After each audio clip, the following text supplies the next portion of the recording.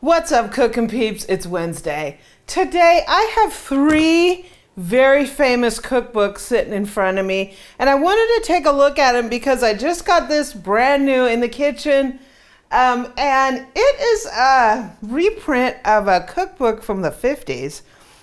We're also going to be talking about something that I got for Eric for Christmas to help us with our container garden, because we got to start thinking about what we're going to do this year.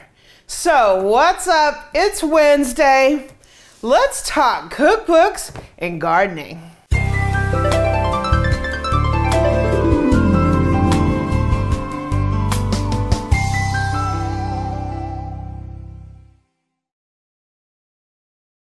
So you guys know that cookbooks is one of my favorite topics. I have an entire cookbook library upstairs, right? That's Amy, the Amy Learns to Cook Research Center, right? And there are some cookbooks that we can say are completely part of our heritage, right? They are our fundamental cookbooks that we turn to, that everybody turns to, that are really well-known names and are part of our cookbook canon, right? And one of those cookbooks, for me, started out with The Joy of Cooking, because The Joy of Cooking is a cookbook that my mom had. So that's the cookbook. When I think about cookbooks, that's what I think of is a cookbook, right? Is The Joy of Cooking. And I remember when I was a kid, we lived out on a farm, and I would get off the bus and we would have to run up this big, long dirt road. And I remember running up that road and coming into the house and pulling out that Joy of Cooking and making pancakes. I would make pancakes after school. That would be my after school snack, and it came straight out of the Joy of Cooking. I believe my mom actually also had the Betty Crocker Cookbook. I'm sure she did. It's just The Joy of Cooking is one of the books that I remember. So when I would say my first cookbook would have been The Joy of Cooking, which was my mom's. The very first cookbook that I personally owned was the Better Homes and Gardens Cookbook, and we talked about that in the past. I'll put a link down in the description to that. My Aunt Janet bought me my very first cookbook of my very own, and that was the Better Homes and Gardens Cookbook. After those two, my third iconic type cookbook is, of course, none other than the Betty Crocker Cookbook. Now, this cookbook has been around forever. It's been around since like before the 30s. Betty Crocker is pretty much just a made-up name. There was never a Betty Crocker. They felt that Betty had this, like, you know, charming, motherly, sunshiny, housewifey kind of ring to it, so they called her Betty, and Crocker was the last name of an executive of this flour company. So Betty Crocker was born, and they came up with an image for her. They came up with a likeness that they thought was the classic American housewife. Whatever you would think that was, that would be Betty for you, right? And so Betty Crocker was created by a team of cooks in the Betty Crocker kitchen. So that's sort of the background of the Betty Crocker. So the Betty Crocker Cookbook started out as these pamphlets and then was issued as the Betty Crocker All-Purpose Baking Book. And I think that was around 1930. Well, 1950, they issued this book called Betty Crocker's Picture Cookbook. And they've recently come out with a reproduction of this original cookbook, and that's what this is. This obviously isn't a vintage one. They've come out with a reproduction of this cookbook, and I got it because I think it's really, really neat. It is exactly the way the original cookbook was, with all the original pictures and the drawings. And they're pretty fantastic. The early American dining room, Surprising contrast to the up-to-the-minute kitchen, this spacious room boasts mellow old paneling from a New England home of 1750. The wide fireplace with the old-time cooking utensils reveal how women used to labor. Antique chairs, dough boxes, and old pewter convey the chairs of the old-time piece. I mean, you have to love this. So the very first thing is it started out and it says, "Dear friend," right? This is like, the Better Crocker Cookbook is like your old friend. And a lot of people learn to cook from this picture cookbook. This cookbook is, if you want a vintage copy, they can be pretty expensive. Milk in jugs, jars, shortening, sugars, how to do it, substitutions, how to prepare chocolate, caramelizing sugar. This is like the original, like they now are making cookbooks with all these like step-by-step procedures, and this was like the start of that. So what I've read is this cookbook was written by a nutritionist, the lady who led this project. So there's a lot in here on their concept of nutrition there in those days. And of course there's big sections on flour because they were promoting their flour. Beverages, quick breads. Look at this. This is like, look at that picture. You gotta love that. She's just throwing stuff out of the oven, and these quick breads are so easy. They just fly right out of the oven, and she could tend to her day, right? She can be a lady of leisure because they're so easy. This is amazing. Eggs, yeast bread. Look at this. I mean, this is like classic, right? Look at all the cakes. This book is amazing. So this is a reproduction of the original Betty Crocker's picture cookbook that's brand new. So I think this is the first Betty Crocker cookbook I had personally. This one was from 2005. Seems like I don't even know where I got this, to be honest with you. I don't know if my mom bought this for me or what, but I thought I had one that was older than this, but when I looked through, I couldn't find anything. So this is the one that I have, the Betty Crocker Cookbook New Edition. And this too is like one of these soup to nuts kind of cookbooks that are binder format. They cover all your classic areas: meats, desserts, cakes, pies, breads. I love this. But I think a couple years ago, Erica bought me this one. I wanted the updated. They brought out a new version of this. This is the current one that's updated and modernized. Everything you need to know how to cook from scratch.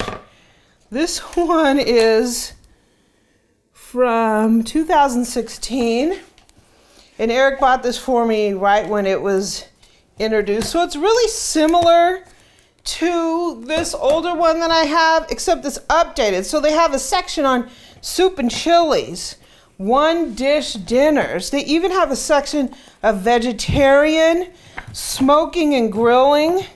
Let me look in here. This has vegetarian in it, believe it or not. Nothing on smoking and grilling. I know this doesn't. This was the original one. Yeah, meat and fish, no vegetarian. Just an updated version about how we cook now. So grilling, sauces and marinades. Awesome. So I would say if you're just starting to build your cookbook library, I would develop a wish list. And I call this my personal cookbook canon. A cookbook canon is a list of books that are foundational, that any good library should have a copy of it. It's like the books that have made the biggest impact on an area. So we'll be talking about culinary, cookery, and food. And there's not an official canon because nobody can really agree on what should be in that canon. If you go to my website, I have a tab for my cookbook canon, which is constantly developing and evolving. So it's books that I have, it's books that I would like to have, it's books that I kind of feel like are my foundational books that I love to use. And one section is all-purpose cookbooks. The Better Crocker Cookbook is in there, Better Homes and Gardens, The Joy of Cooking, and some other things that I think that are really fundamental all-purpose cookbooks that any cook or anybody who's starting to develop their cookbook library should have in their collection. Now, your cookbook canon should be personal. It's like your wish list. You can develop that on Amazon, create an Amazon wish list, and build your own canon.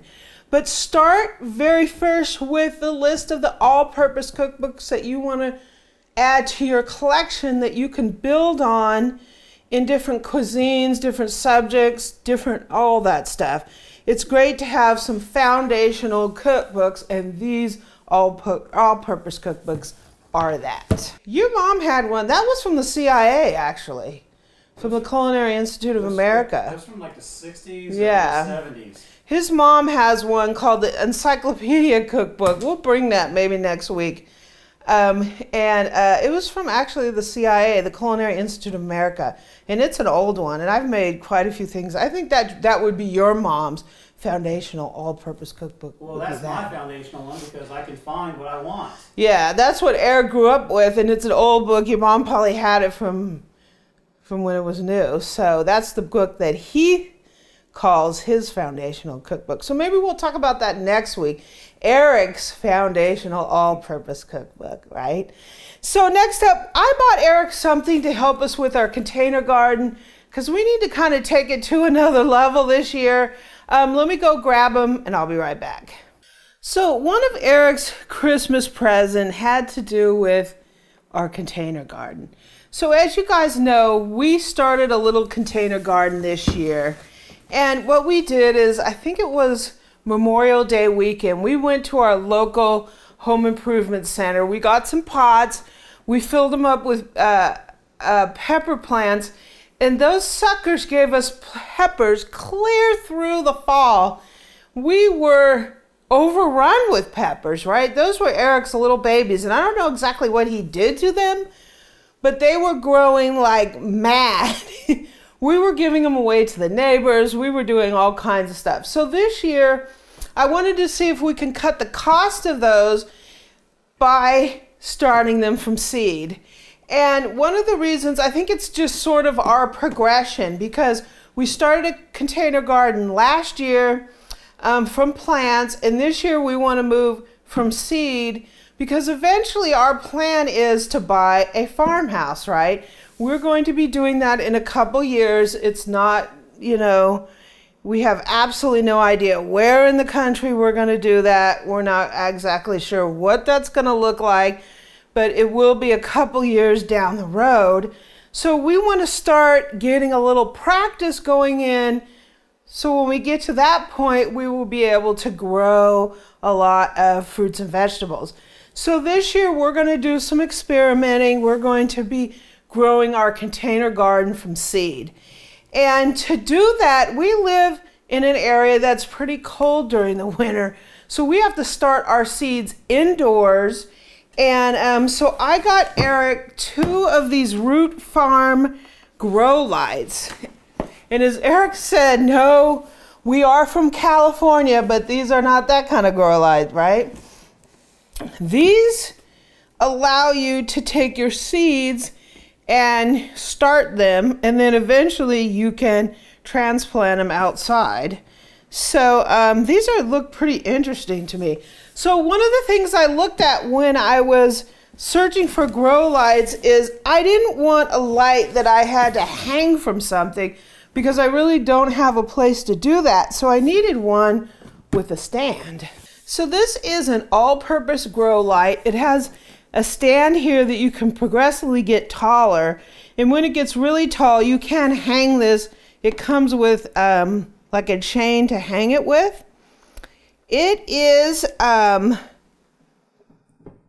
it only stands 10 to 16 inches high, so it's good for seeds. It's not good for tall plants. No, but you can take this off the stand and then hang this. Oh.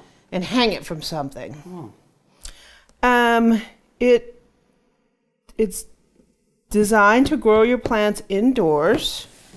And I think this thing is pretty interesting. So it has all the light spectrum that you need, that plants need to get themselves going. It has an adjustable legs to start your seeds and cuttings. And then when they're ready to be transplanted, you can hang them above your plants like this when they start to get bigger, so you can continue to grow them as they get larger, and then you can transplant them outside. 3-brand spectrum to support plant growth. You can use this for indoor plants, and you can use it for traditional seed starting for transplanting outdoors. So I think this is going to be really fun. It's going to be our first experiment with growing plants from seed, and it's just getting ready for Eric when he becomes a real farmer. All right, this is our plant update here. We have our 2 times here. One is English and one is German thyme. This is from last Memorial Day, so I ain't killed it yet. And this, of course, is our rosemary, which is doing not too badly here. They look a little... Amy thinks they look, I don't know. They're thin. Well, the thing is, we haven't used much of it, but we do have a lot of new growth on the top. We had a little bit of mild weather lately, so I threw it outside for like 4 days straight, because as long as it's above freezing, I'll throw it outside, especially if it's 40 and higher, I'll throw it outside. But I might have to bring it at night if it gets cold. The last few days, especially with our little wintry mix the other day, I definitely had to bring them in. So these guys are basically the survivors. I'm just hitting them with a little bit of fertilizer, and then I water them as they need. And if I do bring them inside, they're sitting close to a patio door that faces the south that gets plenty of sunshine. We did have a lot, and I do refer to these as my babies. We did have a death in the family, unfortunately. My parsley, which was hardy and might have actually done a better job outside in the freezing. But instead, I brought it up into Amy's learning commons and let it face the south window up there, and I watered it as needed. But it didn't do too well. I guess some gnats got a hold of it. I don't know. But basically, there was like no new growth, and it was slowly dying off. We had some flat parsley and curly parsley, and by the time it was done, the curly parsley was looking kind of like my pumpkin out there, dead. So I had to throw the whole thing, including all the gnats. I'm sure they had a fun time. So we've actually been using this guy. In fact, what's funny is we've been using more of the time during the fall and winter than we did during the summer when it was actually growing outside, which is pretty funny. So anytime Amy talks about, you know, getting some fresh thyme, it actually is true. This is actually the stuff I'm growing here. So until I kill it, you know, it is January. So it's a little rough. I don't know. I might hit it with Amy's, you know, tanning light, and maybe it'll get happy. Who knows? It's just the temperatures outside aren't too happy for it. And, you know, you got to have it really close to the window, but then, you know, there's all kinds of good and bad things can happen, right? It can still get cold. You can get fungus. You can get root rot if you water it too much, if you don't give it fertilizer. So we'll see how long it lasts. Otherwise, we just might grow some more and start over. And this guy here, you know, we really don't use it much. But, you know, if I go and do a beer can chicken or something, I'll throw one of these sprigs in there and makes it all tasty, right? Boo. So a really quick balloon update. We got these balloons on New Year's Eve, and now I think it's like we're going on day 22, right? So the status is these things are pretty much toast, but champagne is doing pretty good. It's still flying high. So I was going to give you an update on the balloons last week, but I totally forgot. And so this is where we're at. Champagne, still going strong. Stars, they are at the end of their lives, man. Oh no, say it's not true. Say it's not true. Say it's not true. It's not true, Boo. Ah! Oops. No. Say it's not true. Yeah. Alright. Give me my, What? oh, don't stab it. I'm gonna stab him. How's that for fun, right? Ah! Night fever, night fever. We know how to do it. Disco, disco duck, quack, quack, quack, quack. Disco, disco duck. You're crazy, Boo. I know what you mean by that, Boo, but I don't know what you're saying. I love you. It's empty.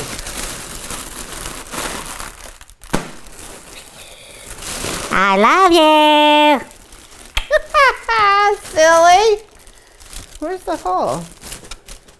I don't know, right here somewhere. It's empty.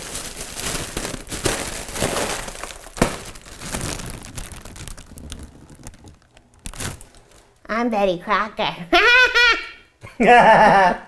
So, what's up, cooks? It's Wednesday. I hope you're having a great week. Pop, pop, pop. We don't want Eric to pop this because we see what happened last time. Popped it all the way on the ceiling. So, we will give you an update next week to see if this thing is still flying. But yes, the champagne is flying high, right? So I hope you have a great week. I hope you enjoy the videos that we have coming up in the next few days. And I hope you enjoyed talking about the cookbooks and the seed starter, right? Have a great week. If you like this video, please subscribe below. Leave me a comment and a like. And what? Visit my website at amylearnstocook.com. You can also catch me on one more time. social media at Pinterest and Twitter at Amy Learns to Cook. You can also catch me on my Facebook group, facebook.com/groups/Amy Learns to Cook. And on Instagram, I'm at what? Cooking with Amy.